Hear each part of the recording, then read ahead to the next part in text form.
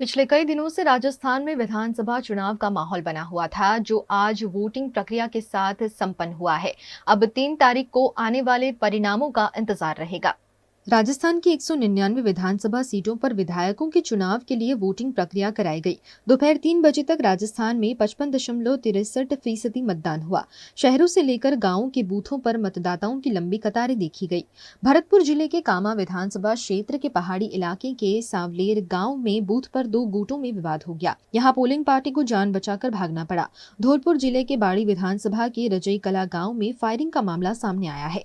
कंचनपुर के एक मतदान केंद्र पर बसपा प्रत्याशी जसवंत गुर्जर और भाजपा कैंडिडेट गिरिराज मलिंगा के समर्थक भिड़ गए। वहीं अब्दुलपुर गांव में 2 पक्ष आपस में भिड़ गए और पथराव कर दिया। सिकर की फतेहपुर शेखावाटी में 2 गुटों में झगड़ा हो गया। दोनों ने एक दूसरे पर पत्थर फेंके।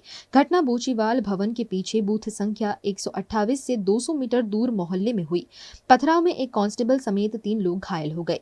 मौके पर सुरक्षा बल तैनात किया गया। चूरू के सरदार शहर के एक बूथ पर कांग्रेस भाजपा कार्यकर्ताओं में झड़प भी हुई है। जोधपुर के लुणी विधानसभा से भाजपा प्रत्याशी जोगाराम पटेल के कार्यालय पर हमले का आरोप है। झालावाड़ और उदयपुर में मतदान के लिए लाइन में लगे 2 बुजुर्गों की मौत हो गई। वहीं अजमेर के पुष्कर में एक बुजुर्ग की वोट देने के बाद घर पहुंचते ही मौत हो गई। कुछ जगह पोलिंग कर्मियों की तबीयत बिगड़ गई। इधर सीकर, श्रीगंगानगर जिलों के कई बूथों पर ईवीएम में खराबी के कारण मतदान में देरी हुई। अलवर, झालावाड़, श्रीमाधोपुर सहित कई विधानसभाओं के बूथों पर दुल्हा दुल्हन भी वोट करने पहुंचे। टोंक की निवाई विधानसभा में 113 साल की वोटर भूली देवी ने भी वोट डाला। राजस्थान में आज हो रही विधानसभा चुनाव के वोटिंग के बीच राहुल गांधी के खिलाफ भारतीय जनता पार्टी ने आचार संहिता के उल्लंघन का आरोप लगाया है। राजस्थान विधानसभा चुनाव में कांग्रेस की घोषणाओं के नाम पर वोटिंग करने की राहुल गांधी की अपील पर विवाद हो गया है। भाजपा ने राहुल की अपील को आचार संहिता का उल्लंघन बताते हुए उनके खिलाफ कानूनी कार्यवाही और उनका एक्स अकाउंट बैन करने की मांग की है। भाजपा ने राजस्थान निर्वाचन विभाग को शिकायत देकर उनके खिलाफ आचार संहिता उल्लंघन का केस दर्ज करने की मांग की है। राहुल गांधी ने शनिवार 25 नवंबर को सोशल मीडिया अकाउंट पर राजस्थान चुनावों में कांग्रेस को वोट करने की अपील के साथ बड़ी घोषणाओं का जिक्र किया। भाजपा ने चुनाव आयोग से की शिकायत में तर्क दिया कि चुनाव प्रचार बंद होने के बाद कोई भी नेता सार्वजनिक रूप से प्रचार नहीं कर सकता। जनप्रतिनिधित्व अधिनियम 1951 की धारा 126 में इसका साफ प्रावधान है कि प्रचार बंद होने के बाद टीवी, रेडियो और सोशल मीडिया पर प्रचार नहीं किया जा सकता। 48 घंटे के साइलेंट पीरियड में किसी भी तरह का सार्वजनिक प्रचार बैन है। इस दौरान सोशल मीडिया, टीवी, रेडियो पर किसी पार्टी के पक्ष में कोई नेता प्रचार नहीं कर सकता। राहुल ने 48 घंटे के साइलेंट पीरियड में भी सोशल मीडिया प्लेटफॉर्म पर प्रचार किया है। चुनावी घोषणाओं को दोहराते हुए वोट मांगे। शिकायत में तर्क दिया है कि राहुल गांधी कांग्रेस के स्टार प्रचारक हैं। राहुल ने कांग्रेस के पक्ष में प्रचार वाला पोस्ट किया। उसे सुबह 10:35 बजे तक 2.30 लाख लोग देख चुके थे। साइलेंट पीरियड में यह सार्वजनिक प्रचार है, जो जनप्रतिनिधित्व अधिनियम 1951 के प्रावधानों का साफ उल्लंघन है। गुजरात के वडोदरा में आज सुबह सुबह बादल छाए हुए देखे गए, जो वडोदरा के बदले बदले मौसम की ओर इशारा कर रहे हैं। गुजरात के कई शहरों में जलवायु परिवर्तन का अनुमान मौसम विभाग ने जताया है। इसी के तहत सुबह सुबह वडोदरा का मौसम ठंडा नजर आ रहा है। आज सुबह भी वडोदरा में बादल छाए हुए देखने मिले, जो बदलते मौसम की ओर इशारा कर रहे हैं। गुजरात के कई राज्यों में आज क्लाइमेट चेंज की आगाही थी और आज आप देख पा रहे होंगे सुबह से ही वडोदरा का मौसम जो है बदला बदला सा नजर आ रहा है। इस वक्त जो इतनी धूप होती है वडोदरा शहर में, आज धूप शायद ही दिखाई दे रही है। बारिश जैसा मौसम हो रहा है और 25 और 26 तारीख को बारिश की आगाही भी थी। लेकिन ये क्लाइमेट चेंज के पीछे क्या रीजन होता है और इससे हम जैसे लोगों पर, आपके और मेरे जैसे लोगों पर क्या असर पड़ता है, किस तरह से क्लाइमेट काम करता है। इस वक्त मौसम मेरे पीछे आप देख पा रहे होंगे, ऊपर सूर्य जो है आज चंद्रमा की तरह नजर आ रहा है। इतना ज्यादा बादलों से ढक चुका है, इस तरह का मौसम आज वडोदरा में बना हुआ है। तो इसी विषय में आज हम लोग बात करने जा रहे हैं कि ये जो पूरा वातावरण का बदलाव है ये क्यों हो रहा है और इतना ज़्यादा प्रभाव क्यों पड़ रहा है। इतने बादल और ठंड का सीज़न जो है शुरू हो चुका है। इस सीज़न में बारिश की आगाही दी गई है। तो इससे कुछ नुकसान भी जाहिर सी बात है होने ही है। तो इस विषय में बात करते हैं खगोलविद दिव्य दर्शन पुरोहित से। ये बदलाव अचानक से क्लाइमेट में क्यों देखा जा रहा है? जी, हमने ज़्यादातर गुजरात की बात करें अगर हम, और बड़ौदा और गुजरात की, तो हम लोगों ने विंटर में मानसून देखा ही नहीं है। विंटर में बारिश देखी नहीं और बादल इतने मानसून की तरह देखे नहीं है। ज़्यादातर ये यूपी साइड में रहता है, क्योंकि जो वेस्टर्न डिस्टर्बेंस चलता है, मेडिटेरियन सी, भूमध्य सागर जिसको बोलते हैं, वहाँ से आने वाली जो जेट स्ट्रीम चलती हैं इसी सीजन में चलती है, और वो जो रवि पाक होता है यानी गेहूँ वगैरह की फसल, उसके लिए बहुत अच्छी बोली जाती है, मानी जाती है उसकी वर्षा और उसकी ठंड और उसकी जो नमी है वो, तो वहाँ पर देखी जाती है, मैं गुजरात में नहीं देखी जाती। आज की बात करें तो आज और कल और परसों तीनों दिन बादल रहेंगे गुजरात में और साउथ इंडिया में से लेकर के नॉर्थ इंडियन, नॉर्दर्न इंडिया और नॉर्दर्न वेस्टर्न इंडिया में रहेंगे, और तमिलनाडु केरला में तो बहुत भारी बारिश की संभावना है। और गुजरात की बात करें तो हमारे यहाँ भी 1 से 3 इंच तक बारिश की संभावना है। और जैसा अगर मैंने जो प्रेडिक्ट किया उस हिसाब से विंड गस्ट या विंड स्क्वॉल कहते हैं वो 30-30 किलोमीटर पर आवर जाने की संभावना है, और विंड 8 से 10 किलोमीटर पर आवर की गति से चलने की संभावना है। और बारिश बड़ौदा की बात करें तो 1 से 1.5 इंच तक बारिश हो सकती है, ऐसी संभावना लग रही है। और उसके पीछे का कारण 2 अभी लग रहा है। एक तो वेस्टर्न डिस्टर्बेंस आया है, वो चला है यूपी साइड चला है। दूसरा जो बे ऑफ बंगाल में लो प्रेशर जनरेट हुआ था उससे जो बादल क्रिएट हुए वो बादल इस साइड आए। तीसरा अरबी समुद्र में भी इतना तापमान बढ़ गया है, जो अभी वर्तमान में एटमॉस्फेयर है उसमें इतना कार्बन भर चुका है कि हम सूर्य की गर्मी को वो सोख रहा है, उसके चलते समंदर 25 से ज़्यादा गर्म हो रहे हैं, तो उससे इवापोरेशन हो रहा है, बादल चलते चले जा रहे हैं और विंड चारों ओर घूमती हुई चली जा रही है। तो ये एक बड़ा रीज़न है उसके पीछे का। इसकी वजह से क्या लोगों को फिजिकली कोई प्रॉब्लम हो सकता है कि किसी तरह की बीमारी हो, या तबीयत जो है ज़्यादातर क्लाइमेट चेंज की वजह से लोगों में बीमारियां दिखने मिलती हैं, तो क्या इसकी वजह से लोगों को कोई परेशानी का सामना करना पड़ सकता है? वास्तव में देखा जाए तो हम लोग जो भी लिविंग बींग्स है, ह्यूमन बींग्स और एनिमल्स वगैरह सब, और जो क्रॉप्स है वो एक पर्टिकुलर सीजन में जीने के लिए हम पहले से एक हैबिचुएटेड है, आदी हो चुके हैं। हम जो ट्रॉपिकल जोन में रहते हैं तो ठंड के बाद गर्मी के बाद में मानसून, मगर विंटर में एकदम बारिश गिर जाना, फिर एकदम देखिए अभी सूरज आएगा फिर चला जाएगा। तो ये जब एक्सट्रीम वेदर इवेंट्स जनरेट होते हैं उससे हमारा बॉडी का रिदम आदि नहीं है। दूसरा क्या होता है, उसके साथ में जो क्रॉप्स है, क्रॉप्स में जो इम्यूनिटी पावर है, विटामिन वो कम होते हुए जाएंगे। साथ में एनिमल्स का बिहेवियर चेंज होता हुआ दिखाई देगा। और हमारी बॉडी पर क्यों असर करेगा कि वायरस बैक्टीरिया फॉर्मेशन, अगर बारिश कम मौसमी गिरती है तो बेमौसम बारिश से बैक्टीरिया और वायरस फॉर्मेशन जनरेट होते दिखाई देते हैं, और चूंकि जिसका इम्यूनिटी पावर कम होता है उसको ये बहुत ज़्यादा इफेक्ट करते हैं। तो ये सब चीज़ें हमारी हेल्थ की बॉडी, नहीं केवल फिजिकल हेल्थ पर, मेंटल हेल्थ पर भी बहुत प्रभाव डालती हैं। डिप्रेशन और स्किज़ोफ्रेनिया शुरू हो जाता है। तो mental health, physical health, crops की हेल्थ, एनिमल्स की हेल्थ, लिविंग बीइंग्स की हेल्थ, सभी के ऊपर ये सब चीज़ें प्रभाव डालती हैं। जो चेंज किया है वो हम लोगों ने किया है, नेचर ने चेंज नहीं किया है।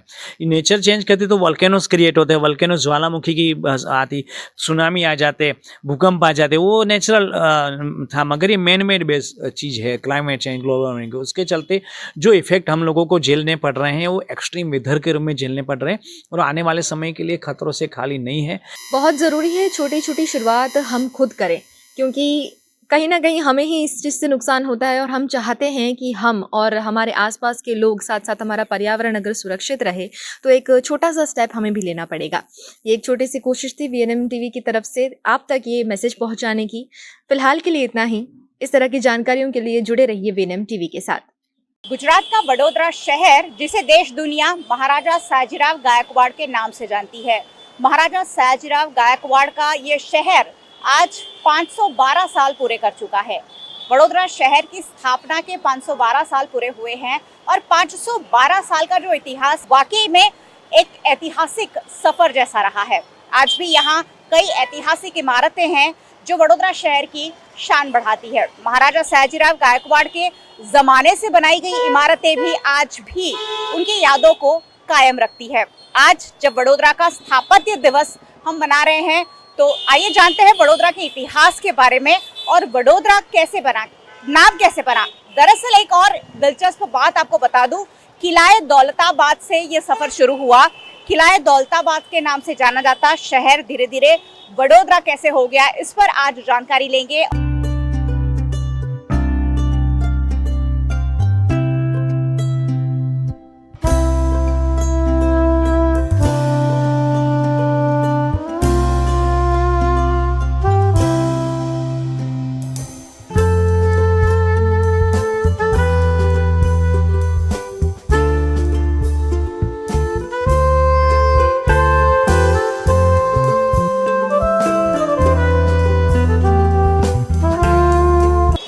शहर को ऐतिहासिक बनाने के पीछे कई दिलचस्प किस्से हैं, कई कहानियां हैं जिसे वडोदरा के इतिहासकार आज भी संजोए हुए हैं। हाल ही में हमने वडोदरा पीपल्स हेरिटेज फेस्टिवल भी बनाया जिसमें वडोदरा के इतिहास को उजागर किया गया है और उजागर करने वाले चंद्रशेखर पाटिल जी भी हमारे साथ है। चंद्रशेखर जी, वडोदरा का इतिहास 512 साल का और सुवर्ण इतिहास जिसे कहा जा सकता है, किलाए दौलताबाद से शुरू हुआ ये सफर, क्या कहेंगे इसके बारे में?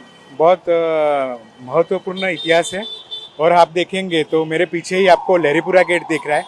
तो जो लहरीपुरा गेट दिख रहा है वहाँ पे 1511 में 25 नवंबर, आज 25 नवंबर है, उसी दिन सुल्तान मुजफ्फर शाह सेकंड, जो इसके पहले बड़ौदा जो जगह है वहाँ के गवर्नर थे और मोहम्मद बेगड़ा के 4th नंबर के सन थे, वो राजा बने अहमदाबाद में। उसके बाद वो यहाँ 25 नवंबर को बड़ौदा में आए।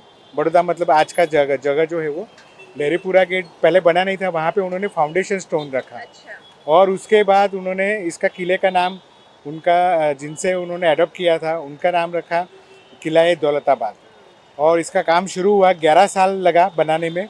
और लहरीपुरा गेट है, चापानेर गेट है, पानी गेट है, उस टाइम का बुरहानपुर गेट मतलब अभी का गेंडी गेट, इस तरह से 4 दरवाजे बनाए। और जो चौकट होता है जो महाभारत में यूज़ किया हुआ है खेलने के लिए, उसी तरह का उसका डिज़ाइन है। और इस तरह से उन्होंने बनाया। उसके बाद लोग राजा का सिक्योरिटी आने लगा, यहाँ पे सैनिक आने लगे, तो उस तरह से फिर धीरे धीरे सब लोग आने लगे। लोग आने के बाद फिर बिजनेसमैन आने लगे और धीरे धीरे ये छोटा सा जो प्लेस था, इसका पुराना नाम था चंदनावटी। तो ये गांव को धीरे धीरे किला बनता गया और बड़ौदा शहर बनता गया। तो बड़ौदा शहर का नाम जो है सबसे ज़्यादा उल्लेख उसके बाद के लोगों में आता है वडोदरियू, जो ऐसा प्रेमानंद जो एक कवि थे उनके साहित्य में भी आता है उसके बाद के पीरियड में। लेकिन बड़ौदा जो है गायकवाड़ जो शासन करता है 1771 में सयाजीराव फर्स्ट वो बड़ौदा शहर के राजा बने, सरकार बने, इसलिए सरकारवाड़ा भी है। तो उस टाइम में फिर उन्होंने कॉइन भी निकाला और उस हिसाब से फिर उसका नाम बड़ौदा बनता गया। और मराठी लोग आए तो बड़ौदा हुआ, उसका मीनिंग भी एक ही होता है। बड़ौदा इंग्लिश में उसका मीनिंग भी वही होता है, वडोदरा उसका मीनिंग भी एक होता है। ऐसी जगह जहाँ पे बहुत सारे बनियन ट्री है, तो इस तरह से बड़ौदा नाम उसका हुआ। और सयाजीराव हम लोग देखें तो 1st, 2nd और 3rd के टाइम में सबसे ज़्यादा डेवलपमेंट हुआ। जो हम आज सब हेरिटेज पब्लिक की जो बिल्डिंगें देखते हैं, न्याय मंदिर देखिए या जैसे आपका रेलवे स्टेशन देखिए या फिर अपना MS यूनिवर्सिटी देखिए, ये सभी बिल्डिंग्स उन्होंने बनवाई। तो हेरिटेज का सबसे बड़ा हम लोग अगर कहें तो हमारा बिल्डिंग्स हेरिटेज और लोग, तो उन्होंने उसी टाइम में ऐसा शुरू किया कि आर्ट, कल्चर एंड हेरिटेज उसको प्रमोट करना शुरू किया। उसी उपलक्ष्य में ये बना हुआ ऐसा लगता है। तो इसको आगे हम लोग कैसे बढ़ा सकते, इसलिए 2015 में मैंने शुरू किया ये। और मेरा कॉन्सेप्ट ये था कि लोगों को फिर दोबारा सब बड़ौदा के साथ जोड़ना।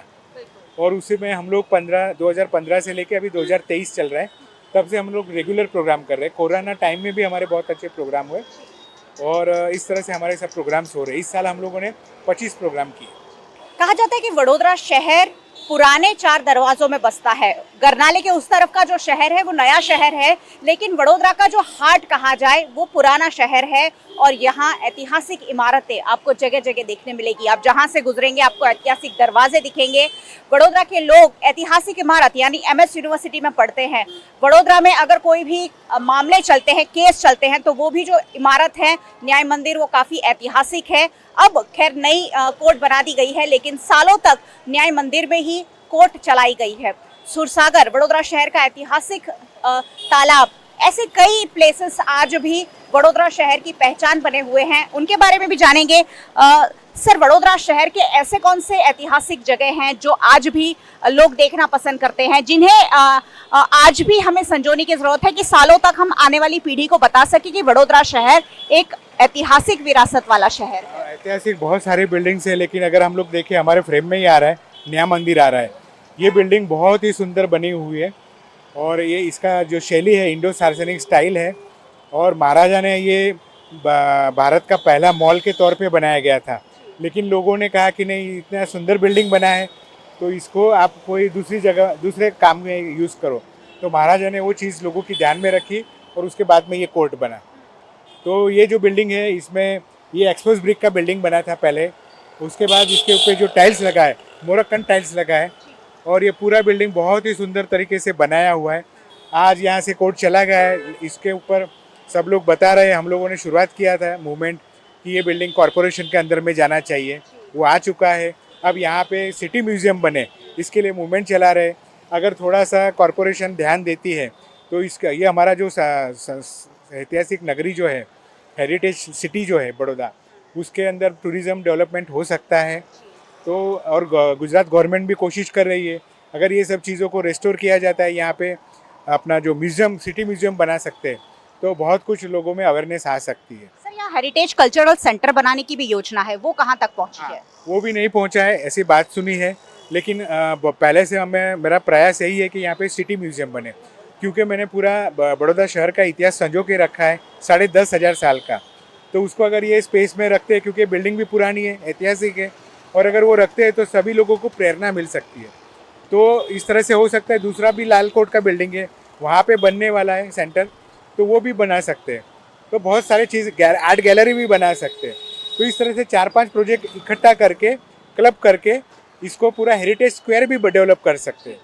तो इस तरह से अगर कॉरपोरेशन थोड़ा उसको ध्यान दे तो ये बहुत अच्छा हो सकता है। धीरे धीरे खाली पड़ के ये ख़राब हो रही है, अगर सब लोग का सहकार मिले तो ये बहुत हो सकता है। मुझे लगता है इसमें इनिशिएटिव लोगों को भी लेना पड़ेगा और कॉरपोरेशन जो अपना बड़ौदा शहर की उसको भी लेना पड़ेगा। ये जो न्याय मंदिर सिटी है उसे हेरिटेज स्क्वायर के रूप में और कल्चरल सेंटर के रूप में विकसित करने पर एक खास बजट आवंटित किया गया है, लेकिन अब तक उस पर कोई काम नहीं हुआ है। ये वित्तीय वर्ष खत्म होने वाला है, मार्च महीना 3-4 महीने में ही आने वाला है, लेकिन काम अभी तक शुरू नहीं हुआ है। पैसे आवंटित किए जाने के बावजूद ये काम अभी शुरू नहीं हो पाया है। बात आज वडोदरा के हेरिटेज की हो रही है, क्योंकि आज वडोदरा का स्थापना दिवस हम मना रहे हैं। जब वडोदरा की बात हो और लहरीपुरा गेट की बात ना हो, ये संभव नहीं है। बहुत ही ऐतिहासिक, बहुत ही खूबसूरत लहरीपुरा गेट आज भी मौजूद है, लेकिन उसकी स्थिति देखकर वडोदरा शहर पर भी किसी को दया आ जाए उस तरीके की स्थिति है। चंद्रशेखर जी, बहुत ही ऐतिहासिक दरवाजा है जो आज भी बहुत खूबसूरत लगता है, लेकिन उसकी स्थिति बदहाल है, क्या कहेंगे? उसके लिए जो सत्ता में वही लोग जिम्मेदार हम लोग कह सकते हैं, और वो इसलिए है क्योंकि रेस्टोरेशन तो करवाने का कोशिश किया था, आर्कियोलॉजिकल सर्वे ऑफ इंडिया ने ही किया था, लेकिन वो सही तरीके से नहीं किया, इसलिए ऊपर का छत टूट गया। तो ये जो लहरीपुरा गेट बना है ये बहुत ही इम्पोर्टेंट है, क्योंकि बड़ौदा का किला जो है इसी से बनना शुरू हुआ था। इसके अंदर स्टोन यूज़ हुआ है, उसके साथ साथ अपना जो चूना है उसका यूज़ इस्तेमाल किया है, और कुछ जगह एक्सपोज ब्रिक भी यूज़ किया है, और स्टको वर्क किया है। जो प्लास्टर चूना होता है उसके साथ रेती, फिर अपना ब्रिक पाउडर, लाइम पाउडर, ये सब मिक्स करके उसमें से जैसे हम लोग रोटी बनाते हैं उस तरह से उसका मॉडलिंग करके उसका डिज़ाइंस बनाया, आप देख सकते हैं। तो इतना बहुत सुंदर बना हुआ है, इसको प्रॉपर कंजर्वेटर से पकड़ कर, और अगर कॉरपोरेशन चाहे तो ये चीज़ 2 ही महीने में ठीक हो सकती है। मैं एक सवाल पूछना चाहूंगी, जब केयूर रोकड़िया मेयर बने थे उन्होंने कहा था ये प्राथमिकता रहेगी मेरी, लेकिन क्या उसके बाद कुछ काम हुआ है उस पर? कुछ काम नहीं हुआ है, और मेरे ख्याल से आपको तो उनका ही इंटरव्यू लेना चाहिए कि इतने सालों में आपने क्या किया। तो हर बार इलेक्शन आता है तभी डिक्लेयर होता है, तो ये हम लोग देख रहे हैं 2 बार से पहले, अभी अगले साल भी इलेक्शन आएगा। तो उनको समझना चाहिए कॉरपोरेशन को, और बड़ौदा शहर के लोगों को भी समझना है, क्योंकि वो लोग सवाल पूछ नहीं रहे जो सत्ता में है उनको। मेरे ख्याल से ये बहुत प्राथमिकता है बड़ौदा शहर की, इसको तुरंत रेस्टोर करना चाहिए। बातें कॉरपोरेशन के जनप्रतिनिधि और अधिकारी बड़ी बड़ी करते हैं, लेकिन ठोस काम नहीं हो रहा है, और उसी की वजह से जो दरवाजे हैं, ऐतिहासिक दरवाजे हैं, वो कहीं ना कहीं शौचालय जैसे नजर आते हैं। वह इतनी गंदी बदबू वहां से गुजरते वक्त आती है कि शायद ही उसे देखना कोई पसंद करे। चलिए, ये तो बात हो गई लहरीपुरा गेट की, और अब आपको लेकर चलती हूँ पानी गेट दरवाजे पर। और पानी गेट दरवाजा वडोदरा का नाक कहा जाता था, और इसीलिए वहाँ खूबसूरत नाक जैसी प्रतिकृति भी बनाई गई है। सर, पानी गेट दरवाजे के बारे में क्या कहेंगे? पानी गेट का जो दरवाजा है बहुत ही सुंदर बना हुआ है, और पानी गेट के ऊपर मेन जो एंट्री गेट है वहाँ पे ऊपर की तरफ हमारा जो नाक आता है वैसे का वैसा ही बनाया हुआ है, सेम टू सेम डिज़ाइन है, पत्थर में बना हुआ है, और करीब करीब 6 इंच के जैसा है। तो ये बनाने का ऐसा था कि हर शहर का नाक भी होता है, क्योंकि उसको पुरुष के रूप में देखा जाता है किले को, तो इसलिए वो नाक बनाया हुआ है। और ये जो दरवाजे हैं, लहरीपुरा, पानी गेट, चापानेर गेट, गेंडी गेट, तो ये सभी दरवाजे अपना जो स्टाइल है वो है सल्तनत स्टाइल का बना हुआ है। उसमें ना मुग़ल है, ना मुस्लिम है, ना कोई नहीं, लेकिन ये पूरा एक नया डिज़ाइन बना हुआ है। उसमें गुजराती और आपका जो जैन लोगों होते हैं और मुस्लिम, ये तीनों का फ्यूज़न बना हुआ है। तो ये इस तरह का जो आर्किटेक्चर है ये पूरे दुनिया में कहीं देखने को नहीं मिलता है। सिर्फ गुजरात, एमपी और कुछ जगह महाराष्ट्र में जहाँ पे सल्तनत पीरियड रहा, सिर्फ उसी जगह पे ये देखने को मिलता है। तो ये बहुत यूनिक है। और यूनेस्को जो संस्था है हेरिटेज को जो काम करती है, उन्होंने भी इसको स्पेशल रिकमेंडेशन दिया है। गुजरात के वडोदरा शहर को इसलिए ऐतिहासिक नगरी कहा जाता है क्योंकि यहाँ आज भी ऐतिहासिक इमारतें वडोदरा शहर की पहचान बनी हुई है। बात हुई लहरीपुरा गेट की, बात हुई पानीगेट गेट की, और अब आपको दिखाएंगे भद्र कचेरी, जो भी एक समय में वडोदरा शहर की बहुत इंपॉर्टेंट इमारत हुआ करती थी और आज भी वहाँ पुलिस विभाग की जो कार्यालय है वो कार्यरत होते हैं। लेकिन भद्र कचेरी की स्थिति है वो भी काफ़ी खस्ता हाल है।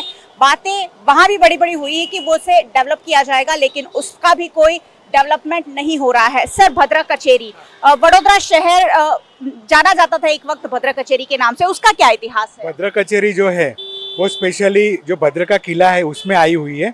और ये जो किला है दौलताबाद बना उसके पहले का वो जगह है, और वहाँ महाकाली का भी टेम्पल है। दूसरा जो भद्र कचेरी है वो उस समय के सभी शासक ने थोड़ा थोड़ा करके बनाया हुआ है, और उसके पीछे अगड़ का मैदान था। तो ये भद्र कचेरी है वो बहुत ही इम्पोर्टेंट है। मैं 97 से सुनता आ रहा हूँ, 1997 से, कि इसको रेस्टोर किया जाएगा, रेस्टोर किया, लेकिन तब से लेके अब तक 2023 आ गया, अभी तक उसको जीर्णोद्धार का काम नहीं किया है, और धीरे धीरे वो ख़राब हो रहा है। अगर गवर्नमेंट चाहे तो वो जीर्णोद्धार हो सकता है, दोबारा बन सकता है। उसके सभी ड्राइंग्स, उसके सभी जो पार्ट्स है वो वहीं पे पड़े हुए हैं, हम लोग उसको दोबारा बना सकते हैं। तो ये सबसे इम्पोर्टेंट है, और बड़ौदा शहर में सबसे पुरानी बिल्डिंगों में से एक है, तो भद्र कचेरी को तो करना चाहिए। दूसरा, वहाँ पर एक झरोखा है, जो झरोखे का डिज़ाइन वो बड़ा झरोखा है जिसमें आदमी दो आदमी खड़े रह सकते हैं, ऐसा उसका डिज़ाइन लक्ष्मी विलास पैलेस के अंदर भी इस्तेमाल किया गया है। जो अपना MS यूनिवर्सिटी का जो आर्ट्स फैकल्टी डोम है उसमें भी इस्तेमाल किया है, नया मंदिर में भी इस्तेमाल किया है। बड़े काफ़ी सारी बिल्डिंग्स में वो झरोखा जो है उसका प्रतिकृति बना के वो बहुत ही सुंदर है। और मेरे ख्याल से सल्तनत पीरियड में पूरे विश्व में वो इकलौता झरोखा है जो अभी भी है वहाँ पे, बहुत अच्छे कंडीशन में। उसको भी बचाना चाहिए, पूरा बिल्डिंग को ही बचाना चाहिए। तो वो इतना इम्पोर्टेंट होने के बावजूद उसको जीर्णोद्धार नहीं कर पा रहे, तो उनको करना चाहिए। और मेरे ख्याल से तो सबसे पहले शुरुआत वहीं से करनी चाहिए। सर, आपको क्या लगता है इच्छा शक्ति का अभाव है? क्या वजह है जो ये नहीं हो पा रहा? अभाव है, इच्छा शक्ति का अभाव है। फाइनेंस का कोई प्रॉब्लम नहीं है, जगह का कोई प्रॉब्लम नहीं है। वहाँ पे जो चीज़ें उसको सबको कर सकते हैं, इस तरह के सभी लोग अवेलेबल भी है हमारे पास, लेकिन हम लोग नहीं कर रहे। सबसे बड़ा सवाल यही कि हम नहीं कर रहे हैं। हमारे पास सारी ही अपॉर्चुनिटीज़ है, हमारे पास इंफ्रास्ट्रक्चर है खूबसूरत, पैसा भी है, बातें भी हो रही है, लगातार प्रोजेक्ट एक के बाद एक, बजट की जो किताबें होती है उसमें कैरी फॉरवर्ड हो रहे हैं, लेकिन काम नहीं हो रहा है। इसके पीछे वडोदरा महानगर पालिका के अधिकारी जिम्मेदार है, वडोदरा महानगर पालिका के जनप्रतिनिधि जिम्मेदार है, या वडोदरा की सरकार, कलेक्टर कार्यालय जिम्मेदार है? जो भी जिम्मेदार हो, लेकिन आज वडोदरा के स्थापत्य दिवस पर ये कहना तो बनता ही है कि वडोदरा शहर की ऐतिहासिक विरासत को अगर अब संजो कर नहीं रखेंगे तो शायद ये इतनी ज़्यादा खराब हो जाएगी कि आने वाली पीढ़ी को हम बता नहीं पाएंगे कि ये 4 दरवाजे में वडोदरा शहर बसा करता था। आज जब 512वें स्थापना दिवस की बात हो रही है तो वडोदरा के बारे में सोचना बहुत ज़्यादा ज़रूरी है। टीम वडोदरा से लेकर हर तरीके की कोशिश की जा रही है कि हम ये करेंगे, वो करेंगे, लेकिन कब करेंगे और कैसे करेंगे और कब तक करेंगे, ये सवाल या निशान वडोदरा शहर पर लगा हुआ है। 512वां स्थापना दिवस आज पूरा हुआ है, 513वें साल में वडोदरा ने प्रवेश किया है। मैं आशा करती हूँ कि जब 513वां स्थापना दिवस पूरा हो जाएगा, 514वें में जब हम जाएंगे तो शायद ये सारे रिस्टोरेशन की कार्यवाही पूरी हो जाए। एक तरफ गुजरात सरकार कह रही है कि वडोदरा शहर को, पूरे गुजरात को हेरिटेज सिटी और हेरिटेज स्टेट के रूप में हम विकसित करेंगे, अलग अलग जगह को आइडेंटिफाई करके काम किया जा रहा है। लेकिन वडोदरा शहर में कई ऐतिहासिक इमारतें हैं जिन्हें नष्ट करके नई इमारतें बनाई जा रही है। जो है उसे तो हम संजो कर रख नहीं पा रहे हैं और उसी जगह पर अलग अलग नई बिल्डिंगों का निर्माण हो रहा है। चंद्रशेखर जी जब हमारे साथ हैं, उनसे पूछेंगे सर क्या कहेंगे, हम हमारी जो इमारतें हैं उसे तो संजो कर नहीं रख पा रहे हैं और उसे डिस्ट्रॉय करके नई इमारतें बना रहे हैं। क्योंकि ये तो दिख रहा है सीधा कि यहाँ की जो लोकल सत्ता वाले लोग जो है वो बड़ौदा शहर में महाराजा सयाजीराव की जो धरोहर है, सांस्कृतिक धरोहर बड़ौदा शहर की, उसको मिटाने की कोशिश कर रहे हैं। और दिख रहा है, जैसे आप देखेंगे हजारे का जो रूम था, हजारे का जो बिल्डिंग था, चैरिटी कमिश्नर का ऑफिस इतना सुंदर था, सिर्फ विंडोज़ और ये सब बिगड़ा था, उसके बावजूद भी तोड़ दिया। और जैसे आप देखते हैं तो ये अंबेडकर भवन अभी दो तीन महीने पहले ही बना है, आपने बनाया और अभी ये आग लग दिया, थोड़ा सा लगा है तो उसके लिए पूरा बिल्डिंग थोड़ी तोड़ा जाता है, उसको उतना भाग को रेस्टोर किया जाता है, उसके बावजूद तोड़ने की बात कर रहे हैं। तो ये कुछ मिली भगत जैसा दिख रहा है कि बिल्डर्स लॉबी या फिर गवर्नमेंट की लॉबी मिल के सब काम कर रहे हैं और महाराजा सयाजीराव का जो बड़ौदा शहर है उसको मिटाने की कोशिश कर रहे हैं, ऐसा सीधा सीधा दिख रहा है। तो मैं चाहूँगा कि थोड़ा सा सोचिए, अगर ये सब बिल्डिंगें नहीं होगी तो बड़ौदा का इम्पोर्टेंस क्या होगा, कुछ नहीं होगा। सबको समझ में आना चाहिए, कलेक्टर आप बड़े पदों पे बैठे हैं तो इसका मतलब आपका ऐसा कोई अधिकार नहीं होता कोई भी चीज़ को तोड़ देना और किसी को भी पूछे बगैर कोई भी बिल्डिंग तोड़ते जा रहे हैं। तो ये मुझे समझ में नहीं आ रहा है कि ये लोग करने क्या बैठे हैं, फिर वो कॉरपोरेशन हो या कलेक्टर ऑफिस से बात करना हो।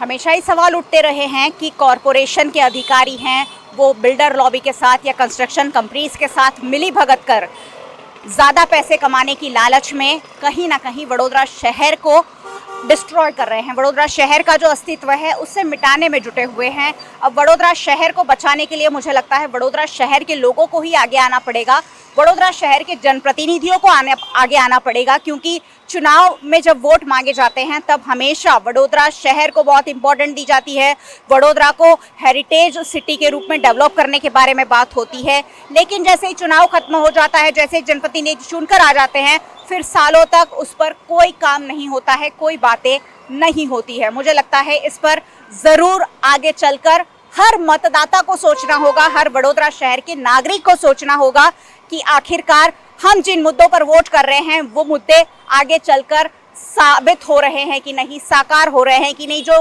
वादे किए गए थे वो पूरे हो रहे हैं कि नहीं। लोकसभा चुनाव 2024 नजदीक आ रहे हैं और सवाल वडोदरा शहर के लोगों को पूछना होगा। कैमरा पर्सन प्रवीण सोलंकी के साथ मयूरिका, VNM टीवी के लिए।